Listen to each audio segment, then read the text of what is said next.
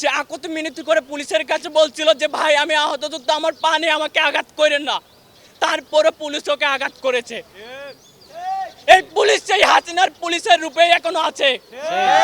যে যারা এটার অর্ডার করেছে তাদেরকে দ্রুত সময়ের মধ্যে যদি আইনের আওতায় না আনা হয় তাহলে আমরা কঠোর আন্দোলনের দিকে আবার যাব। যদি আবার নিজেদের আত্মরক্ষার্থে এবং নিজেদের স্বীকৃতি ন্যায্য অধিকারের জন্য তারা কালকে ঢাকামুখী হয়েছিল। প্রথমত শাহবাগে আমরা অবস্থান নিয়েছিলাম। শাহবাগ থেকে আমরা ঐক্যমত কমিশনে যাই। ঐক্যমত কমিশনের সাথে আমাদের একটা মিটিং হয়।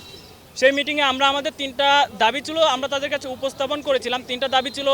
1 নম্বর দাবি ছিল হচ্ছে গণঅভ্যুত্থানে যারা আহত হয়েছেন, যারা জীবন্ত শহীদ, 2 চোখ হারিয়েছেন, হাত হারিয়েছেন, পা হারিয়েছেন, তাদেরকে রাষ্ট্রীয়ভাবে স্বীকৃতি দেওয়া লাগবে, আর সেটাকে আবার জুলাই সনদে অন্তর্ভুক্ত করা লাগবে। আর 2 নম্বর আমাদের একটা দাবি ছিল, সেই দাবিটা হচ্ছে গণঅভ্যুত্থানে যারা শহীদ পরিবার, আহত পরিবার এবং যে সকল মানুষ সাধারণ জনতা থেকে ছাত্র, শিক্ষক জনতার যত মানুষ আছে যারাই এই গণঅভ্যুত্থানে অংশগ্রহণ করেছিল তাদেরকে আইনি সুরক্ষা দেওয়ার বিষয়টিকে জুলাই সনদে অন্তর্ভুক্ত করার জন্য আমরা আবেদন করেছিলাম। 3 নম্বর আরেকটা দফা ছিল, সেটা হচ্ছে আমাদের যে বর্তমান জুলাই সনদ হচ্ছে, যে জুলাই সনদটাকে আমরা চেয়েছি সাংবিধানিকভাবে স্বীকৃতি প্রদান করা হোক এবং এটার আইনি ভিত্তি প্রদান করা হোক। আমরা এই 3টা দাবি তুলে ধরে আমরা আমাদের ঐক্যমত কমিশনের সাথে মিটিং করেছি। আমাদের যে সংশ্লিষ্ট মন্ত্রণালয়, মুক্তিযোদ্ধা মন্ত্রণালয়ের আন্ডারে আমরা আছি, যেহেতু আমরা গণঅভ্যুত্থানে আহত, আমাদেরকে নিয়ে তারা কাজ করছেন। আমরা মুক্তিযোদ্ধা মন্ত্রণালয়ের মাধ্যমেও জানিয়েছি, আরও বেশ কয়েকবার প্রেস ব্রিফিং করেছি, অনেক আন্দোলন করেছি। আন্দোলন করার পরও যখন কাজ হয়নি তখন আমরা শেষ করে আমাদেরকে কালকে ঐক্যমত কমিশন একটা লাস্ট কথা বলে দিয়েছিল যে তাদের মাথায় যদি আমরা পিস্তল ধরি তারা কিন্তু এটা পরিবর্তন করবে না, আমাদের দাবিগুলো তারা আমলে নিবে না। ডাবল ধামাকা অফার, ওয়ালটন ট্যাবলেট পাওয়া যাচ্ছে নতুন ছাড়কৃত মূল্যে। শেষ মুহূর্তে আমরা সন্ধ্যার দিকে আমরা সংসদ ভবনের সামনে শান্তিপূর্ণভাবে অবস্থান করি। সারা রাত সংসদ ভবনের সামনে আমরা অসংখ্য শত শত আহত যোদ্ধা ছিলাম।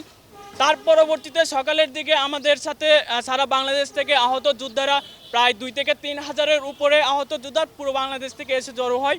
আমরা শান্তিপূর্ণভাবে অবস্থান করছিলাম।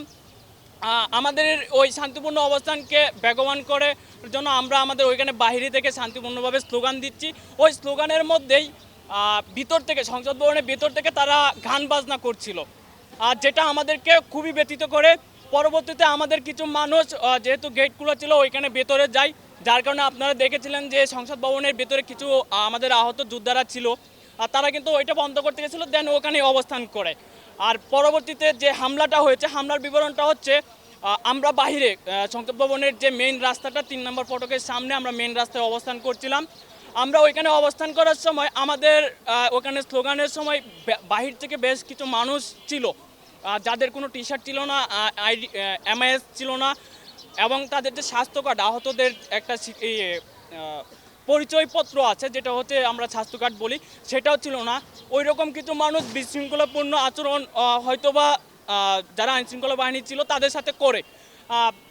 ওইগুলোর প্রেক্ষিতে তারা দেখা যায় যে আমাদের যারা হাত হারিয়েছিল, পা হারিয়েছিল, ওদের গায়ে পুলিশ এমনভাবে নৃশংসভাবে ধাওয়া করে যে আপনারা ইতিমধ্যে দেখতে পেয়েছেন যে আতিকুল গাজী যে বীর যোদ্ধা গণঅভ্যুত্থানে হাত হারিয়েছিল, তার যে আর্টিফিশিয়াল হাতটা ছিল তার হাতটা ভেঙে আলাদা করে ফেলছে, আর তার পিঠে এমনভাবে আঘাত করা হয়েছে যার কারণে তার স্পাইনাল কর্ড প্রবলেম হয়েছে এবং মাথায় বেশ আঘাত করা হয়েছে।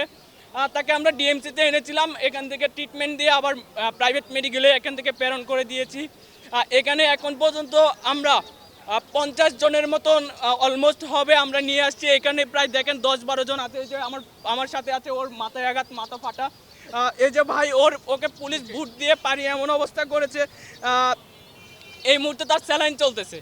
এই দিক দিয়ে যদি আপনি দেখেন সবারই একই অবস্থা। আমরা এই ন্যাক্কারজনক হামলার তীব্র নিন্দা জানাই এবং সেই সাথে আমাদের যে ন্যায্য দাবিগুলো ছিল সেগুলোর বিরুদ্ধে গিয়ে পুলিশ যে অমানবিক নির্যাতন করেছিল, আপনি আরেকটা যমুনা টিভির একটা ভিডিওতে দেখতে পাবেন, একজন আমাদের আহত যোদ্ধা যার পা নেই, সে আকুতি মিনতি করে পুলিশের কাছে বলছিল যে ভাই আমি আহত যোদ্ধা, আমার পা নেই, আমাকে আঘাত করেন না। তারপরে পুলিশ ওকে আঘাত করেছে। এই পুলিশ সেই হাসিনার পুলিশের রূপে এখনো আছে। আমরা যে সংস্কার চেয়েছিলাম, যে সনদের মাধ্যমে আমরা ভেবেছিলাম যে হ্যাঁ দেশ এখন পরিবর্তন হবে, বিন্দুমাত্র পরিবর্তন আমরা লক্ষ্য করি নাই।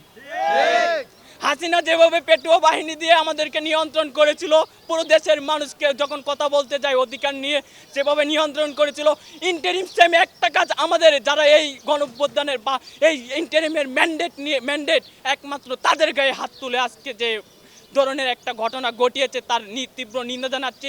সেই সাথে এই ঘটনার সাথে যারাই হুকুম দিয়েছে, সে হোক উপদেষ্টা, সে হোক পুলিশ বাহিনী, সে হোক সেনাবাহিনী বা আনসার বাহিনী, যেই হোক, যে যারাই এটার অর্ডার করেছে তাদেরকে দ্রুত সময়ের মধ্যে যদি আইনের আওতায় না আনা হয় তাহলে আমরা কঠোর আন্দোলনের দিকে আবার যাব।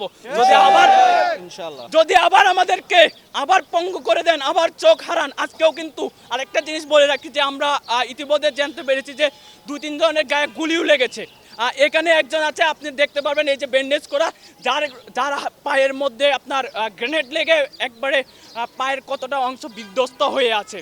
তো এই জিনিসগুলো আমরা কি এমন অপরাধ করেছিলাম যে অপরাধের কারণে আমাদের শরীরে গ্রেনেড মারা হয়?